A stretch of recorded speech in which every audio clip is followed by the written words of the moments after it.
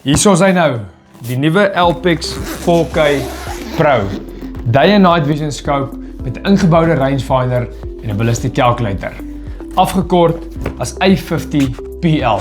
Soos wat jy met die boks uithaal, kan mens dadelik sien hy lyk heel wat anders as die vorige Alpix 4K. Rangefindertjie wat bo sit. Hulle het vir hom 'n netjies 'n throw lever ingegooi vir daai lekker zoom. Op die kant het hulle sy fokuswiel nou gesit. Bo het jy nog steeds jou menu met jou knoppietjie en dan jou eksterne battery op die kant. Wat hulle wel verbeter het op hom, hy's baie ligter, maar van die oog af lyk hy redelik groter, maar hy's verseker ligter as die vorige reeks. Hulle het sy low light funksie se algoritme verbeter. Dit beteken wanneer daar lae lig is jou beeld nog meer duideliker as die vorige Alpix 4K. Sy beeld oor die algemeen wanneer jy jag is beter.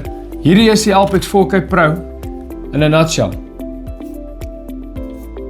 Vir die manne al buite wat jy weet die Alpix 4K Pro, dis die scope wat jy wil hê. Hy kom met 'n rangefinder, ballistic calculator, jy kan op 5 verskillende gewere inskiet met 'n one-shot zeroing stelsel.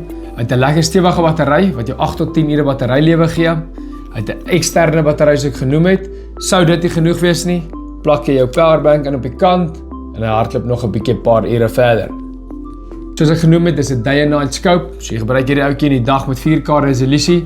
In die aand sal sy infrarooi lig op die kant kom met sy bracket en dit sal jou dan 'n onsigbare lig vir die oog gee, maar 'n duidelike beeld wanneer jy deur die scope kyk in die aand sonder om enige lig te gebruik.